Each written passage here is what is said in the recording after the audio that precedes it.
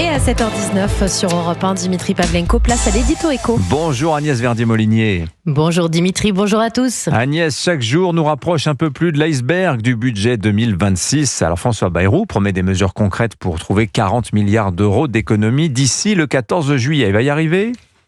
Ah Dimitri, on voit bien toute la difficulté de l'exercice avec un gouvernement aussi faible politiquement. On se souvient d'ailleurs des mésaventures du précédent Premier ministre, Michel Barnier, dont le gouvernement a sauté sur une motion de censure liée à la sous-indexation des pensions de retraite par rapport à l'inflation.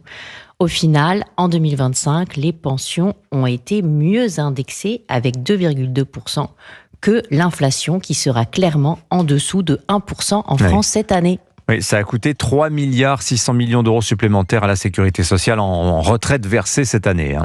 Exact Dimitri, tout ça car on est dans une période où l'inflation s'essouffle et les cotisations sociales qui rentrent dans les caisses avec. Et paradoxalement, la dissolution de juin 2024 n'est pas pour rien car elle a mis un coup d'arrêt à l'économie française, freinant croissance et inflation. D'ailleurs, cette année, l'inflation est estimée beaucoup plus haute en moyenne en zone euro avec 1,9%.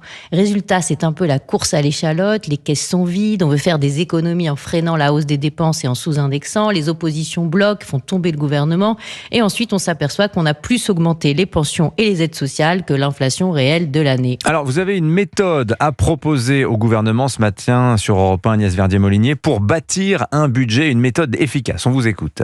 Et oui, nous construisons actuellement nos budgets de telle manière que nous ne pouvons avoir à la fin de l'année que de mauvaises nouvelles. En surestimant la croissance et l'inflation, nous attendons des recettes fiscales en plus qui ne rentrent jamais dans les caisses publiques et nous générons des dépenses qui, elles, sont bien réelles et dégradent encore nos comptes publics. La seule solution pour sortir de cette spirale infernale est de prévoir une inflation à 0 pour construire le budget et très peu de croissance. À ce moment-là, en exécution, Dimitri, en fin d'année 2026, s'il y a plus de croissance et d'inflation que prévu, il ne peut y avoir que de bonnes nouvelles. Alors cela rassurerait aussi nos financeurs de la dette publique et les agences de notation.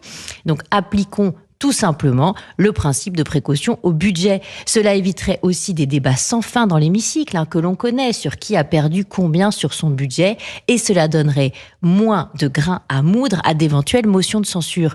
Politiquement et budgétairement, ce serait la solution. Signature Europe 1, Agnès Verdier-Molinier. Merci beaucoup Agnès. Merci à vous.